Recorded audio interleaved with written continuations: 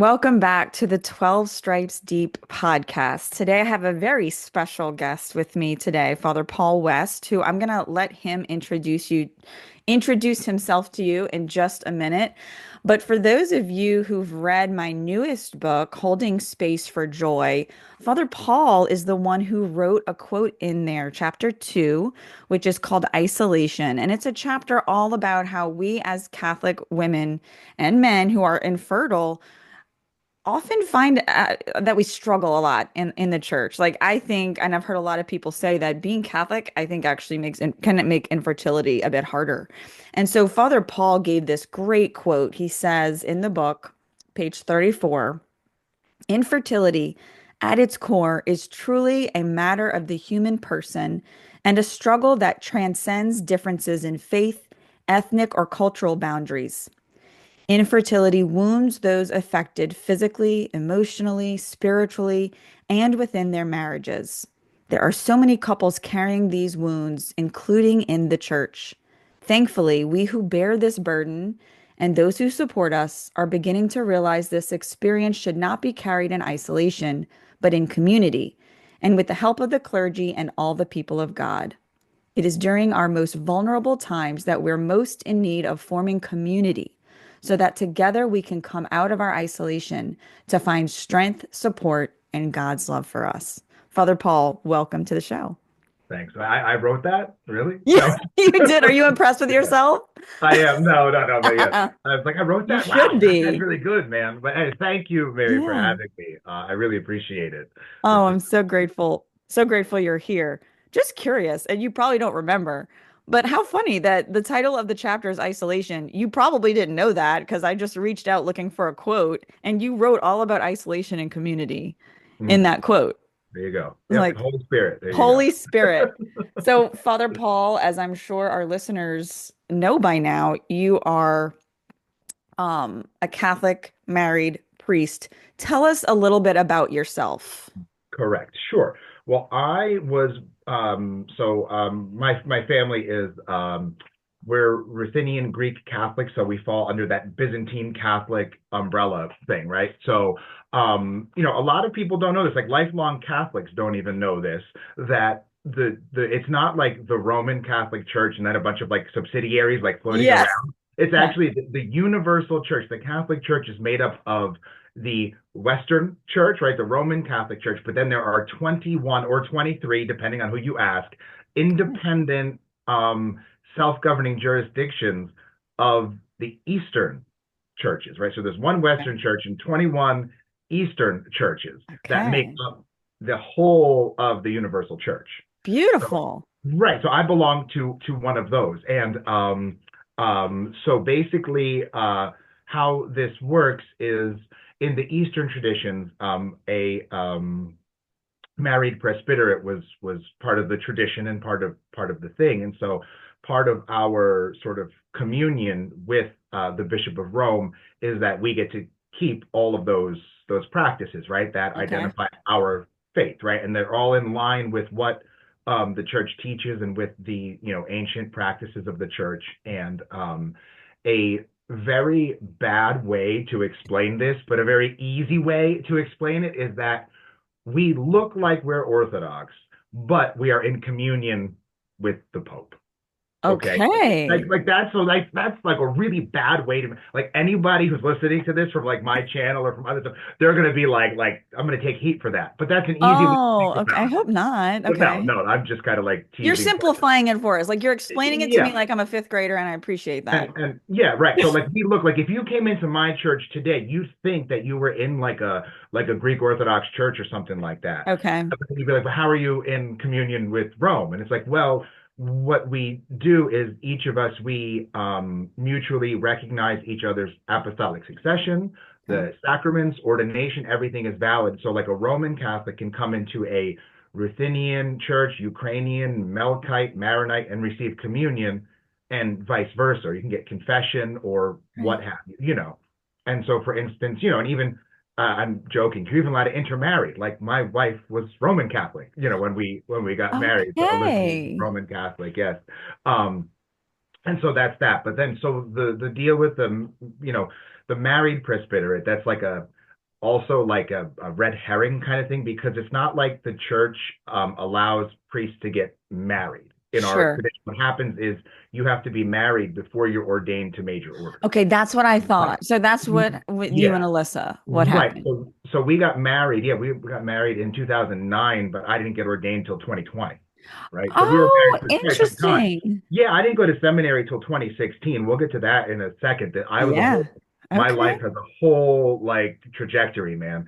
But Well, so and before you move on, as a Roman Catholic, I know the diaconate is like that, correct? Where you that's it. married first, and Mhm. then a man can Yeah. become a deacon. Correct. And that's sort of that's the decision. That's the major order right there. So before you're ordained to the diaconate, the choice is either celibacy or marriage, right? Okay. And so Yeah. however, right? So that's how that works. So the sort of the misnomer in the whole married priesthood thing is that we actually don't have married priests. It's that married men are permitted to get ordained Fascinating. because once, like, let's say once you're married and then you're ordained, God forbid something would happen to Alyssa, Yeah. uh, I would not be permitted to To get remarried. remarry. So you're like default then committed to celibacy in that way. So it's Oh, really that we have married men who are permitted to be ordained. no, I like that Yeah. distinction. That's Mhm. really So helpful. And that's actually also,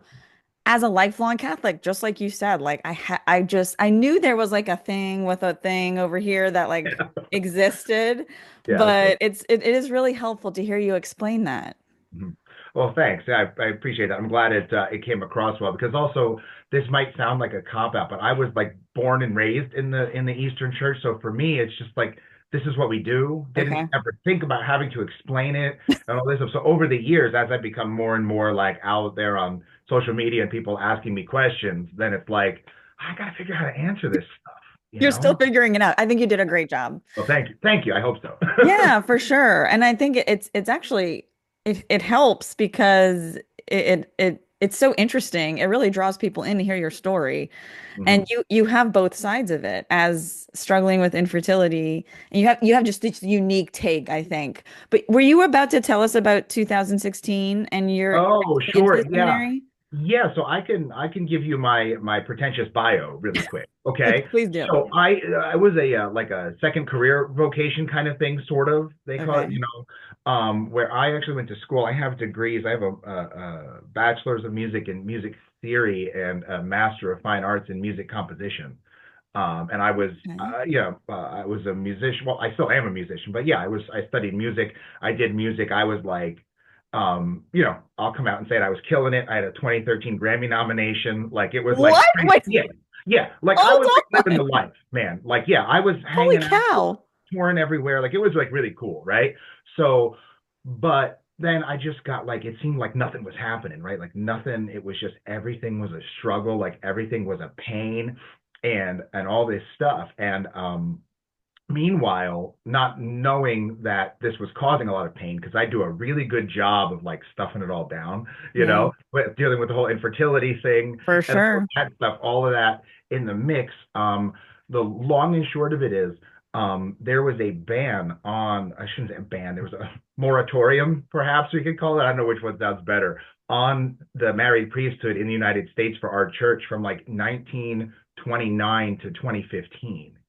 It was a Okay. whole thing. That could be another podcast. Okay, We gotcha. could we could do that. But so there was a moratorium simply just in the United States. But then in 2015, Pope Francis at the time was like, wait, this was supposed to be signed in like 1965. How come nobody signed it? How come nobody did anything? And they were like, I don't know. He's like, all right, let's do this. So then in 2015, it became unconditional that our priests could once again, be married like before Okay. ordination. And then so something clicked, and my mom happened to call me to tell me that, oh hey, our priest can be married again. And I was like, yeah, that's funny, mom. Why are you telling me this? I hung up the phone. And then she called me again a few days later. She's like, Mrs. Branco said you were always going to be the priest of the class. And I was like, yeah, that's funny. Thanks, mom. And then I hung up the phone.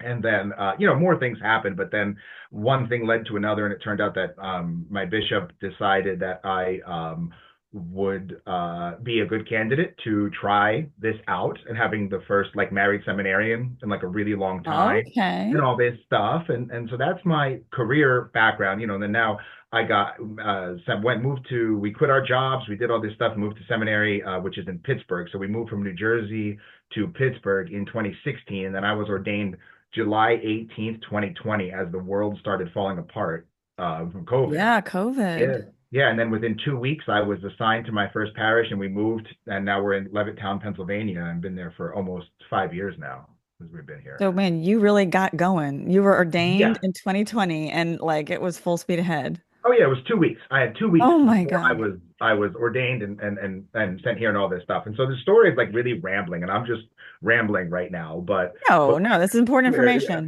yeah, yeah, right. To get the background of like how I ended up here, but I mean it works. So now I'm the pastor at Our Lady Perpetual Help Byzantine Catholic Church in Levittown. That's my first parish, and then my second home away from home is out in the north end of Philly. That's Holy Trinity Okay. Byzantine Catholic Church. Right? So I have the two parishes, and I am the adjunct professor of graduate studies for Eastern Christian spirituality at our seminary in Pittsburgh for the online program. And I was recently appointed as the new director of diaconal formation for the Eparchy of Passaic, like our diocese. So Okay. so that's what Those I'm are a doing. lot of big words. Yeah, a lot of stuff. So basically, it's like sort of kind of like I'm like in a way like the vocations director for the diaconate program in a way. Okay, gotcha. So Yeah. yeah, and so that's what I do with that, making sure screening applicants and whatnot, and Okay. doing that fun stuff. You're And a busy guy. yeah, very very busy, but it's good busy, Oh, right? for sure. It sounds like very fulfilling work. And of Yeah. course, I met you through Springs in the Desert. Many of my listeners will, of course, know and love the Springs in the Desert Hmm. team. So I actually reached out to them because I was looking for this quote for my book. And that's when they connected me. Well, not even directly, but they gave me the quote. And then when they came in town for a retreat, I got to meet Father Paul in person, and it was just delightful. And it's great to connect with you. So what do you do for Springs in the Desert? Do you have an official title or like what's Yeah. that like? Yeah, I'm the spiritual father for Springs in the Desert. So I basically what I do is, I minister to not only the team, like the core team there, making sure that, they get the care that they need, but I also to minister to couples, individuals, anybody struggling with whatever the various aspects of infertility are, and how that relates to, like I said, the human person, but also to just like faith in general and spirituality and all of Yeah. that stuff. And people reach out to me, through the different springs. Like little sub ministries will come, like at the weekly well and all of these things, right? People get my information, and then they reach Okay. out to me and So will you share with us? Obviously, you have some experience with infertility, you and Alyssa. Tell us a little bit about your wife and Mhm. what y'all's personal I hope don't mind my southern talk with this y'all No, over here. that's Um, okay. I'm from North Jersey. I'm just like blowing through everything. okay, all It good. works out well. Yeah. Yeah. So tell us about y'all's experience. Yeah. So my wife, Alyssa, she was diagnosed with PCOS like when she was like 20 or 21, something like that. And that's before we even met.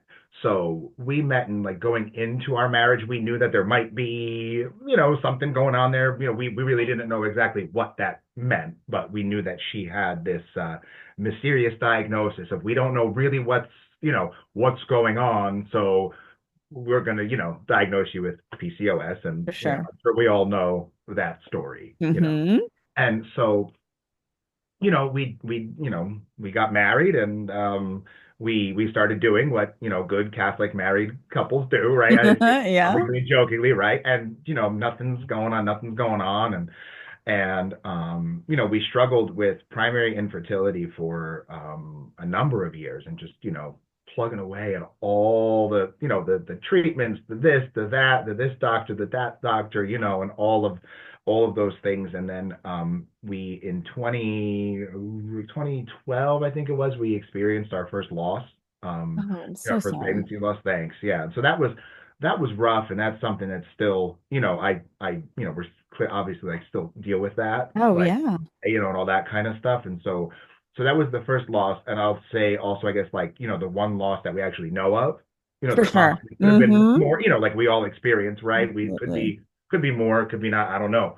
But so there was that. But then in 20 2012, we were conceived our daughter. Don't know how, but we were told that this was going to be a miscarriage too. And that was on Christmas morning. We find that out. Oh, Yeah, gosh. it was horrible. And so then they tell us like, okay, well, just get ready, and then you get the call. How's it going? Like we're doing okay. And like the most insensitive comment, are you bleeding yet? Oh my Right? Are you God. bleeding yet? Are you? And all of this, and it turned out Alyssa didn't miscarry, and we had our first daughter in 2013. Yeah. Why would anyone say that? Like, Nobody. just let it play out. Don't. Yeah, yeah, and so these are like the little things, right? That so then that happened, and then recovering from all of that, because as we learned then, journeying into like this world of secondary infertility, like the Okay. hurt doesn't go away, the medical stuff doesn't go away, the scars don't go away, like it's a whole Hmm. different thing, right? And you start to process, you start to learn, you start to grow. And it was in this time where we were, kind of trying again to see if, the Lord would be with us on this journey and conceiving and all this kind of stuff and see where we were at. And, nothing's happening, nothing's happening, nothing's happening. And it's at this time we're like, well, we need something to change. We need a change here. Why don't we try this whole seminary thing and move to Pittsburgh? We Okay. signed the paperwork, agreed. I got accepted. We agreed to move, and then a week later, out of nowhere, Alyssa's like, hey, I got to tell you something. I got a call from the doctor. I'm pregnant. And we were like, what? Wait, what? I was Oh like, my what? God. I think I said something I can't say on here. You know what I mean? I think my reaction was a little more like guttural, but Yeah. yeah. And so then we ended up in 2017 we had our son. Um, Okay.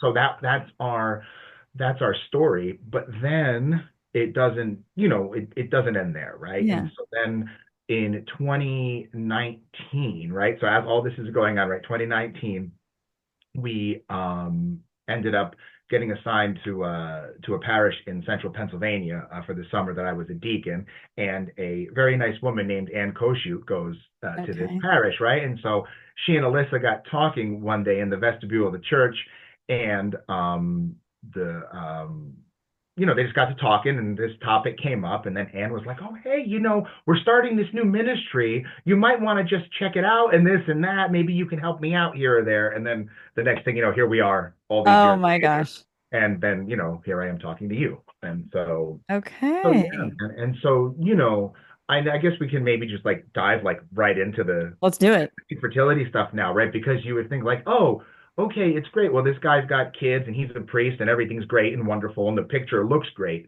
Hmm. Yeah, man. Sure. I mean, well, life is great, yeah, but Yeah. at the same time, it's like you still get all that stuff. And things I was talking about and thinking about earlier was like the whole thing about like the comments that people would give and all this kind of stuff. Something that's very, very, common and even when I had said like the doctor was like, "You bleeding yet? You Oh, bleeding yet?" I've Right? heard that so many Yeah. times too. Right, right. It's so Well, horrible. oh yeah. So as a clergy, right, in an Eastern church, right, there's a lot of, married clergy and they all have, their good 6, 8 kids, the big van, all that fun stuff. Mm, And then there I am, with my at the time, it was like only the one kid. right. And and they don't know, nobody knows. And somebody asked her, "How long have you guys been married?" And I was like, "Oh, 8 years."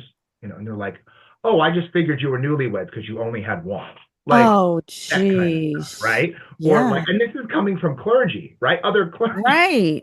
right? And then you get like, the comments like my Alyssa will get all the time from other priests, like, "When's number three coming? What's going on? What's number this?" It's like, and she's gotten really good at like fielding that stuff. Like it's amazing the things that she gets away with that she says to these guys sometimes. Oh, oh, I wish I But could just be a fly on the wall. right.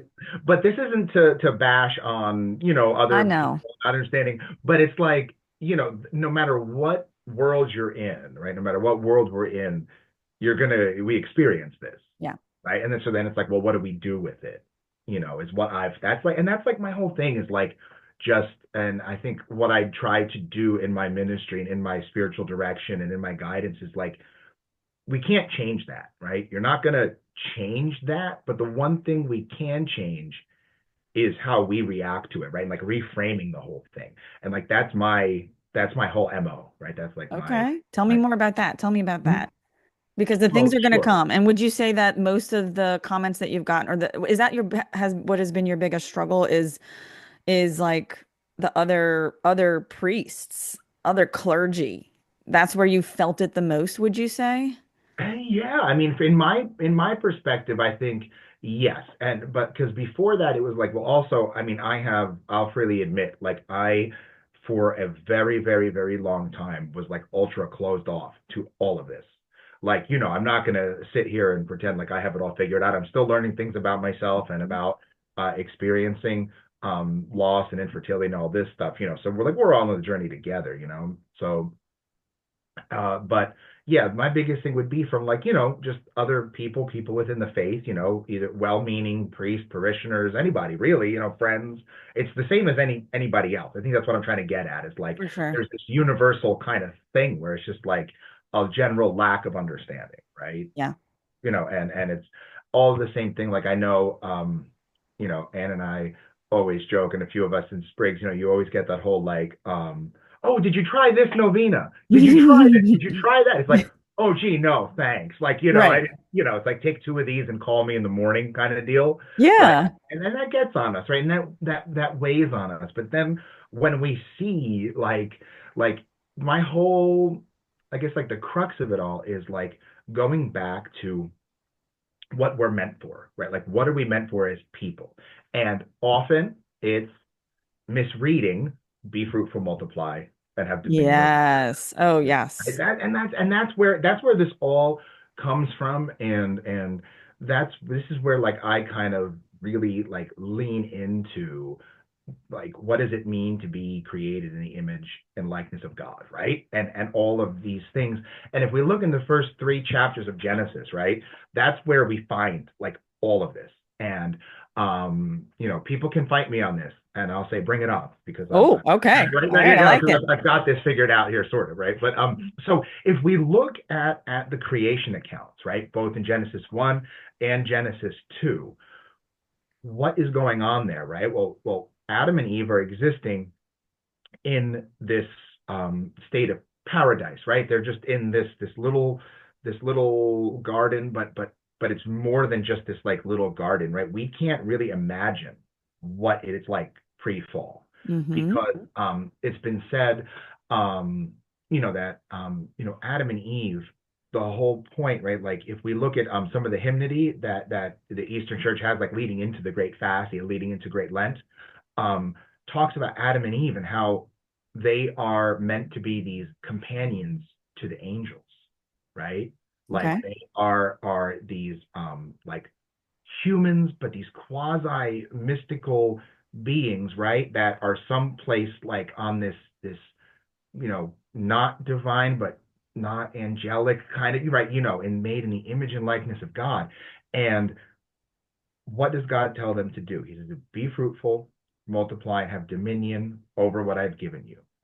So, what that actually means, right? He's not saying go out there and have a bunch of kids, right? What he's saying is live, right? I've made you to live, right? And in order to live, you need to take care of what you have, take care of this land I've given you, take care of these things I've given you, right? In order so that you can be fruitful and multiply in any way Mm-hmm. possible, right? Mm-hmm. Because also, if we look at what like the church fathers say and all of this, and the doctors of the church and all of these things, procreation, right? Like natural procreation doesn't happen before the fall. There's no need for Oh my gosh, anything. I never thought of that. Adam and Eve aren't Don't they're have not children until after the fall. right, right. Holy cow. Yeah, exactly, right. so the whole thing about this is right in that state, right, in that pure innocent state, right. So if we really look at Genesis 2, right, if we really hone in there, and so you have Adam, he falls into a deep sleep, and Adam, I always like to joke about this too, because I think if we can't laugh while we're talking about infertility, we're just gonna like destroy ourselves, I right? totally agree. So like Adam falls asleep and God makes Eve out of his rib, right? In Genesis 2. Hmm. And so imagine this, right? Adam wakes up and the first thing that he rolls over, he sees a woman next to him and he's like, all right. But then he says, like, oh, alas, bone of my bone, flesh of my flesh, right? And she shall be called woman, for she was taken out of a man.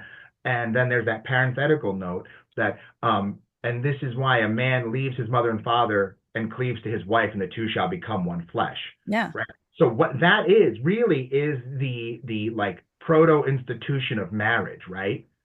That's what humanity is made for, to not, to be together, right? To be a couple, right? And Yeah. it's all about the marriage, right? And it's nothing in that little, I guess we can call it like a quasi covenant there. Nothing in there has anything to do about like children. Okay. Okay, right? It has Yeah. to do with the couple. And what do we hear? The couple was together, they were naked, and they were unashamed, which means they were innocent. Okay. Yeah. They were wholly innocent before God, right? And then the fall comes. And there's the whole thing with the fruit, right? And the Right. The serpent. thing with Oh, the this is fruit. Uh-huh. right, exactly.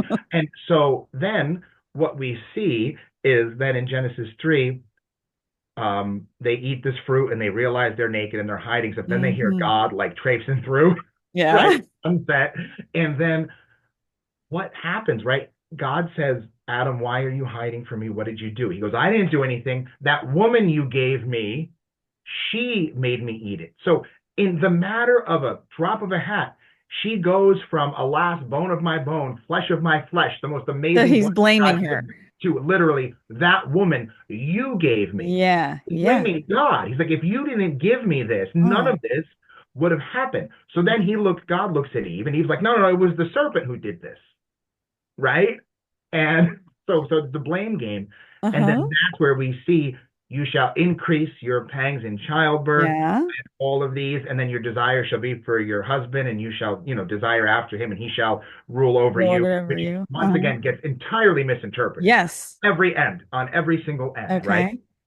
So basically, what we're seeing there then is after the fall, once Adam and Eve to sort of, I'm going to steal this from Jordan Peterson, when they get thrust into history, right? Because Adam and Eve weren't created in any type of natural procreative means, right? They're Right. not in history, Right. right? They are made by the hand of God, and this is the whole idea of being made in the image and likeness, right? You're being made out of the hand of God, and natural procreation is unnecessary. Right. Humans are being created, but once the fall happens and we've lost this this sort of like quasi divine companion of the angels, Mm-hmm. then natural procreation becomes necessary simply for the perpetuation of the species, Right.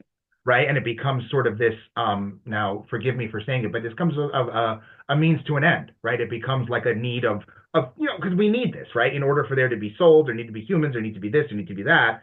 We have to have this new thing. And if we look at writers like fathers like Gregory of Nyssa, he has this beautiful thing, and it's called In the Image and Likeness, and it's all about Mm-hmm.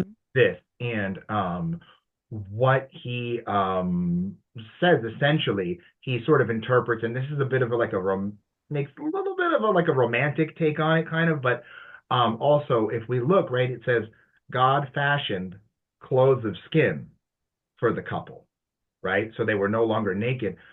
What Gregory of Nyssa says, like, is we often think that's like, oh, he made them loincloths, so they were decent, right? Okay. Uh-huh. But if we back it up, he says that prior to the fall, that humans existed more as like beings of light, but then that light became dulled, and they were given skin, flesh, Sure. right, clothes, like, Okay. right. So this whole thing is a completely like this mystical, transcendent thing that we sort of overlook entirely. Yeah. And all we look at is, well, you're supposed to have a lot of kids because church said so. It's like, well, the church never said that.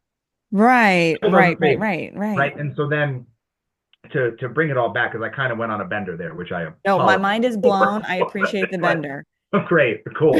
So you're I'm like regretting that. totally engaged. I'm like, Great. wait, You're give me regretting me having more. me on the show now. You're like, what is this guy talking about? No, no, not at all. But so then what we see is if we kind of like go back and then look at Adam and Eve again, we see them in a completely different way.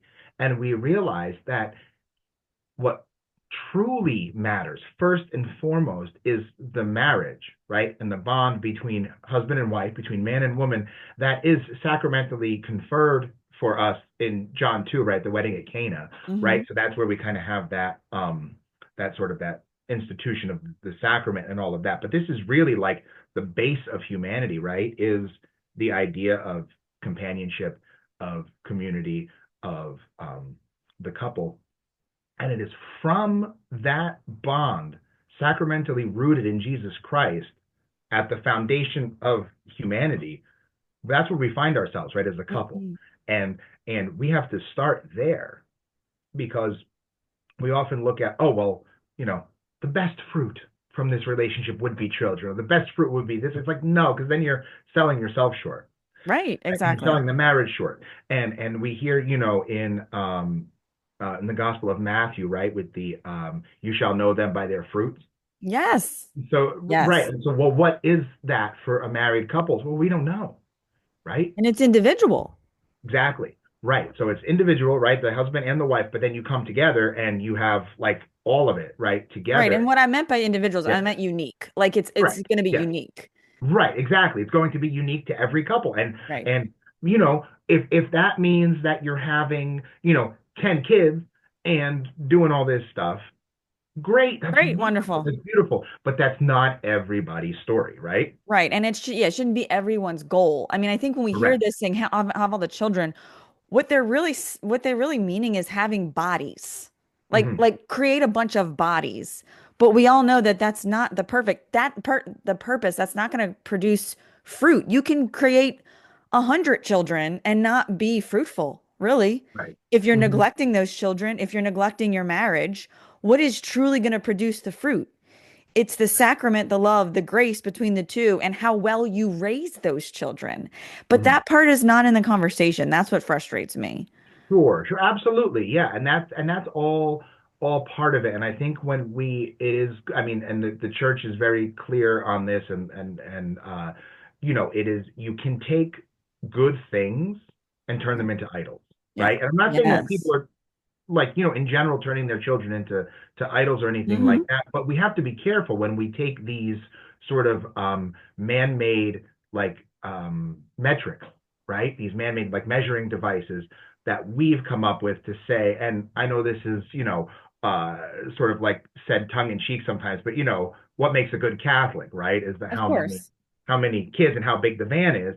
It's like, well, there's more to it than that. And I think deep down we all know, but there's this certain divide between um, those struggling with infertility and those who are basically perhaps it's so easy for them to conceive. They're like avoiding trying to conceive, right? And there's this big divide where Hmm. it's just, you know, it's almost we can't like pass over it. It's like really I hard know. because when we look at it's all about, I think, really empathy, right? Because Yeah.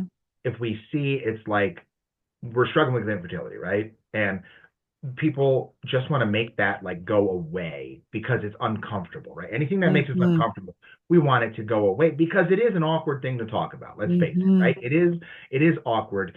And then on one hand, you can understand where people are just like, oh, well, there, it'll happen for you. Just keep trying, and all of this, and you get all this unsolicited advice because people are perhaps uncomfortable, plain and simple. They Hmm. don't, I'm willing to bet very few people would actually be looking at somebody struggling with infertility and looking down upon them and actually think No. less than. But most, I would say 99% of people will Right. not be doing that. But Right. because when we're uncomfortable with anything, we get awkward, we get weird, we say stuff we usually wouldn't say, right? People don't know what to say or do most of the time, so they avoid it altogether. Yeah. It's Correct. uncomfortable. So, but then that leaves us. Us to pick up the So pieces. Hmm. correct. Yeah. But the funny part about this is, and I always preface it with way easier said than done to see this. That is like this amazing blessing that we're giving as Christians.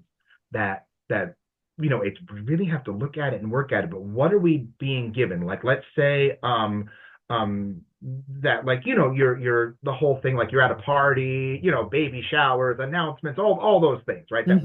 we often struggle with, that are like these silent little, death by 1,000 razor blades, right? Kind Yes. of thing, Yo, right? such a good way to put it. Right. So what do we do with that? Well, there's two things. Well, there's three things we could do, really. We can sink into like a deep depression and go in a hole and just Hmm. hide and hate Done ourselves. that.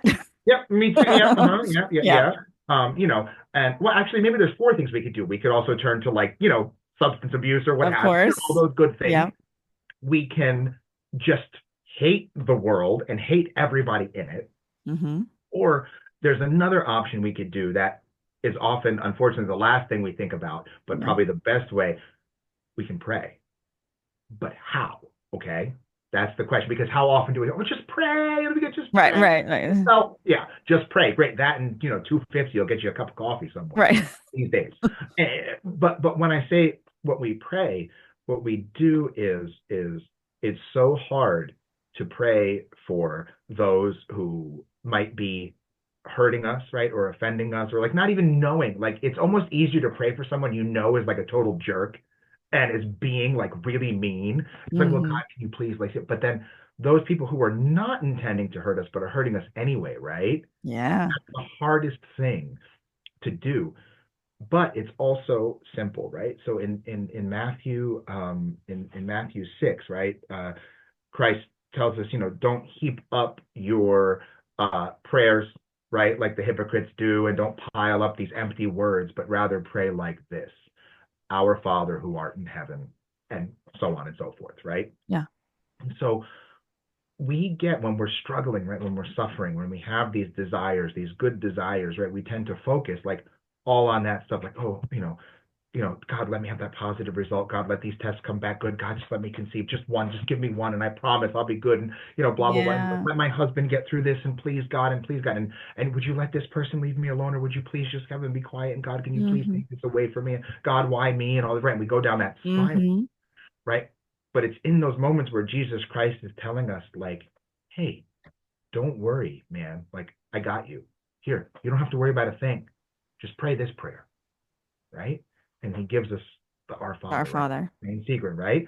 But then he also gives us so many other prayers, like if you're into like the divine office or those kind of things, right? From prayers from matins and vespers and lauds and all those things. But then also he gives us a really, really simple prayer that's really, really good. Lord, have mercy.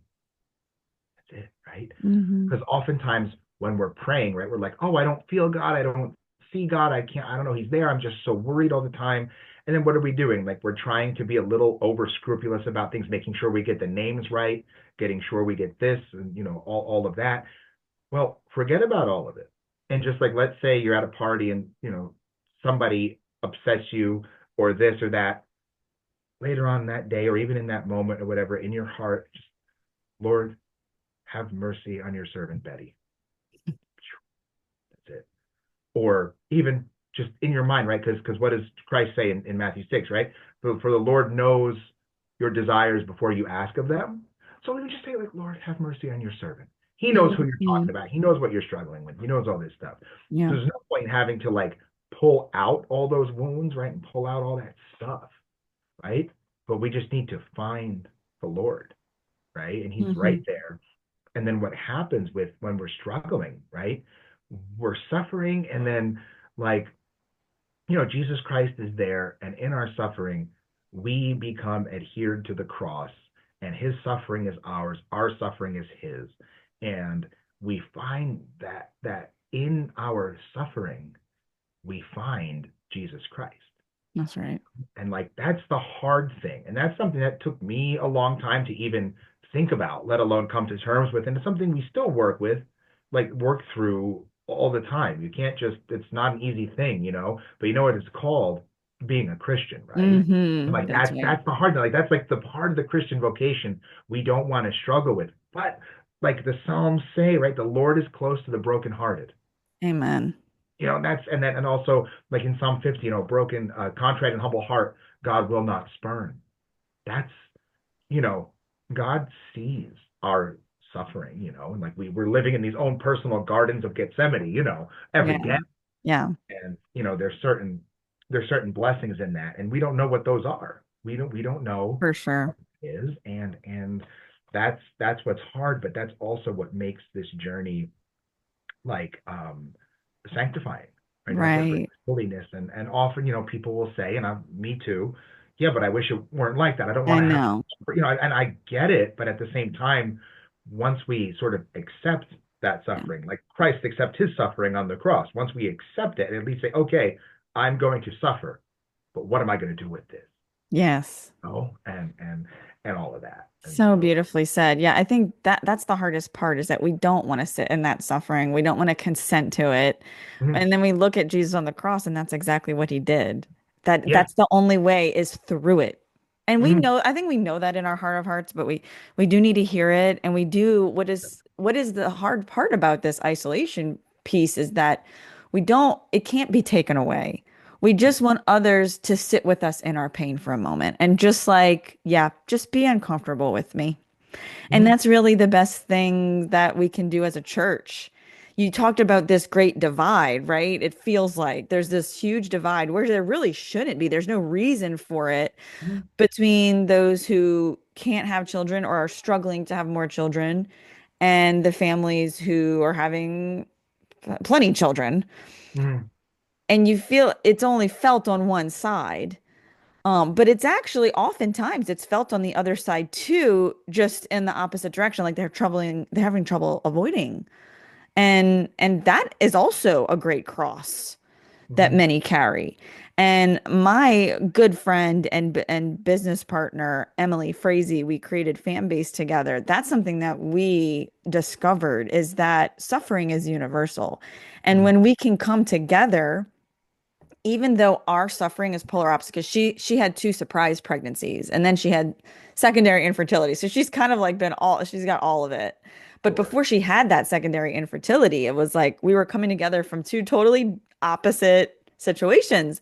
But because we were both vulnerable with each other and we both sat with each other in our pain, it actually drew us together. That's what I'm hoping for in the church is that we can be willing to be uncomfortable with the other person's pain.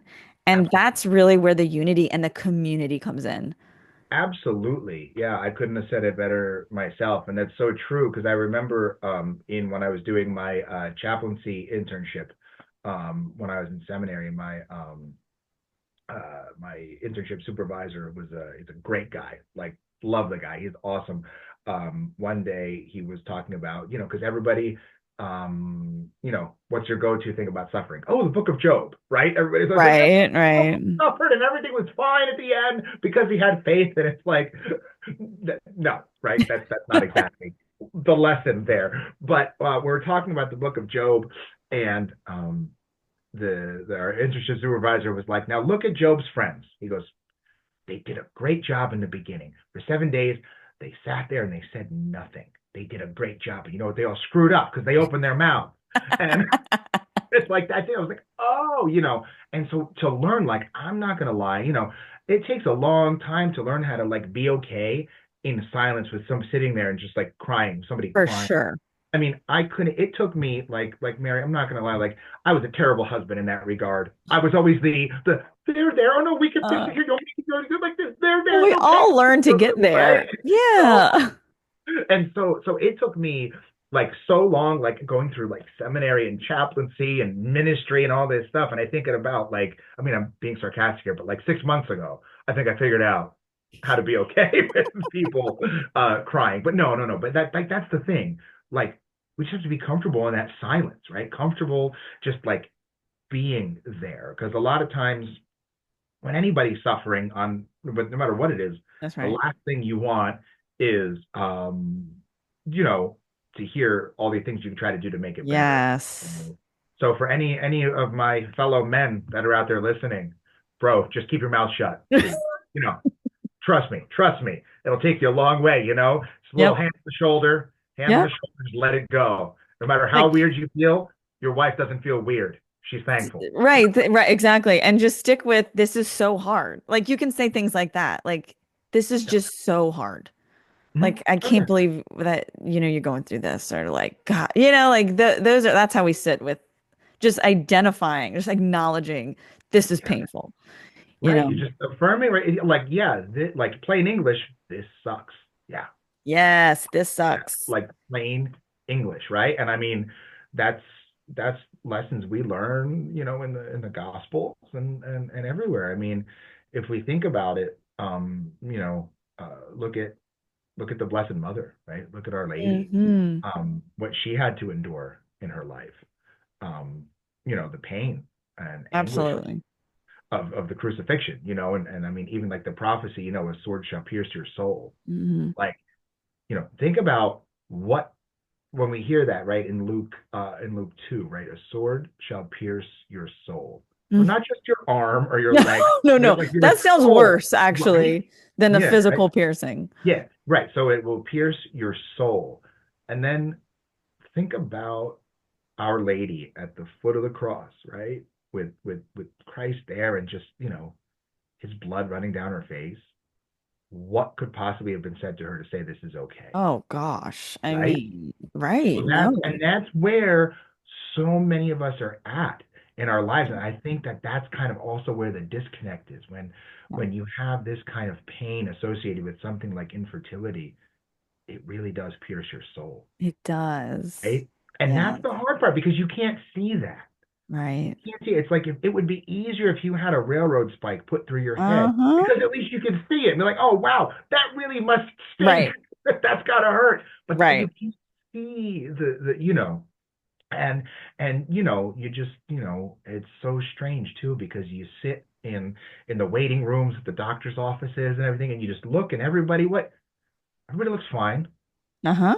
I mean, maybe they look stressed and tired and people are in anguish, but like objectively, physically, Yeah. there's no missing limbs or anything like that. There's no trauma ward stuff, Right. and that's And the I hard part. I think of that with miscarriage too, because I've never experienced a miscarriage, but some of it happens behind closed doors, right? You don't see, maybe I guess you could have a funeral, but most people don't. And so it also in that situation, I think it's really hard too, because what those women go through is Mhm.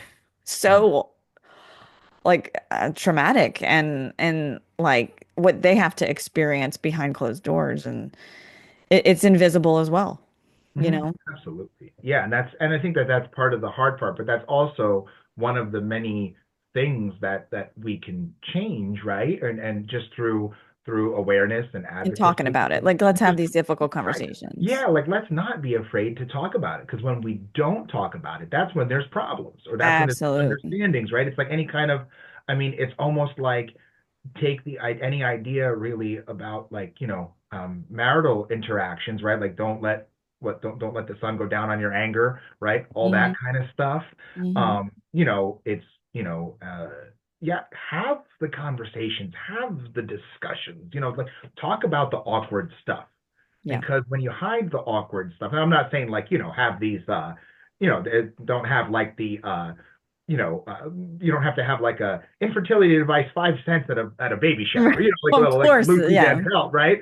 But just in general, right? Having these conversations and something also, I think the church um uh as a we'll say more like a not as the body of Christ, but church as an institution, has a long way to go, but has come a long way. But just like anything else, there's people behind all this and we're doing our thing Hmm. and it takes time, but I Yeah. would like to think that that whole like gap, the divide is going to get smaller, smaller, smaller, and it's about bringing us closer to Christ. I hope so. I actually really think it's a gift to our Catholic brothers and sisters to share.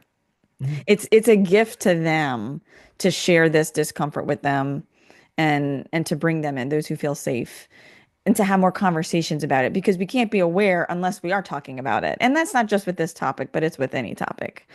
Right. So, and yeah, here we are. We're starting. I mean, we're a Yeah. lot of us, and I think it is talked about more and more now, especially with organizations like Springs in the Desert. And I'm so grateful that so many more people are talking about it than when I first went through it because I felt like I didn't know anybody talking about it. And that's the beauty of social media. You know, social media gets a bad rap, but Mhm. there are really good things to come out of it. And that's us being able to connect with people all over the world who are living experiences just like us. Because I didn't have anybody close by that I knew that was going through this, but I was able to connect with people online and get that support. And Sure. so that's been really awesome.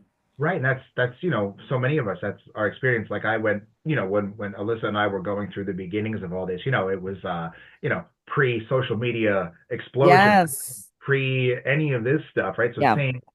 same thing, and you just feel so isolated, but it so often makes me think of that scene in Rudolph the Red-Nosed Reindeer where Rudolph and Hermie find one another and they say, well, let's be independent together, Oh right? my gosh, Like that's so you're sweet. still sort of feeling lonely, you're still Yeah. feeling alone, you're still feeling all of those feelings, but at least we can kind of, you can do it together. You're Yeah. alone, but you're Yeah. doing it together, and you're finding your way through.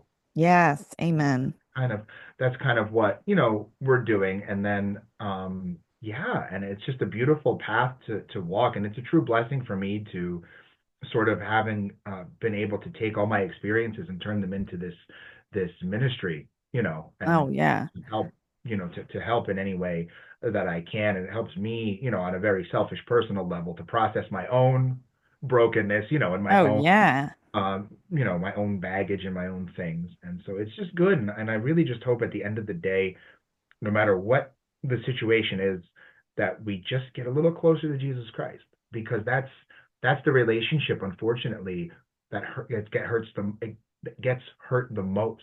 Yeah. All of it. That's the goal for everything is getting closer to him. Right, because we often look at like, oh, well, my relationship is strained with my sisters or my brothers or my this or that or my friends, and all of these different relationships get strained.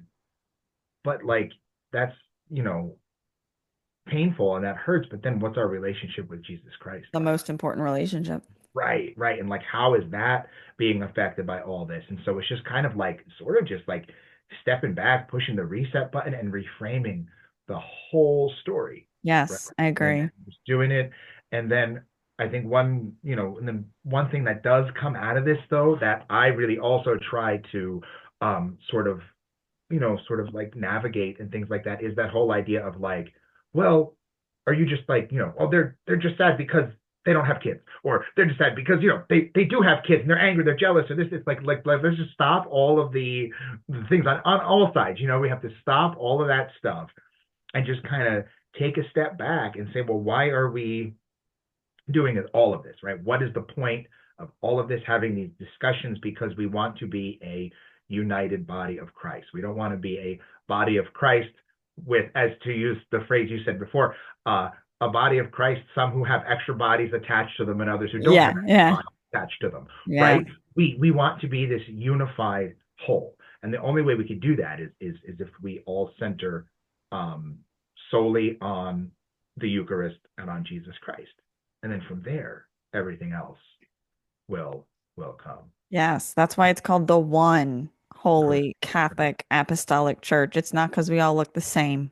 I just think Correct. we would be so boring if we all looked the same. So like we all have these different unique gifts and purposes and like yeah, let's build, bring together that gap. And Yeah. I'm so grateful that you're doing such a beautiful job with that. Father Paul, I could talk to you all day. I'm so Yeah. glad that we got to have this Yeah. conversation. But before we wrap up, Mhm. tell us where we can find you. I know you're like building this ministry and you have your own stuff going on. So tell us what it's called. Right. Well, first you can find me. I would be remiss if I didn't say Springs in the Desert. First of all, right? Yes. And so that would be if you find Springs in the Desert, they're on Instagram and all that fun stuff, YouTube, everywhere. Check out the website springsinthedesert.org. But then you can find me and more of my personal stuff. I'm on Instagram. I'm at building underscore Athos. That's my channel, and then also on It's YouTube. Athos. Yeah. Okay. Yeah. And then I'm on YouTube at Building Athos, and the name of the channel is Building Athos in Our Hearts. And what I'm trying to do in these, in this sort of like social media ministry kind of thing is just taking the idea that church starts in the home, right? Church starts in the home with the couple, and then what we do in church, on Sundays or others, whatever, is like an extension of what's already going on in the home, and then vice versa, right? So we've come to this point in society, and it's starting to change, but it needs to change more, and I think more quickly, Mm. where church is the place we go on Sunday, right? And then we come always like, well, no, no, like we need to take back that apostolic call of that we are the church, right?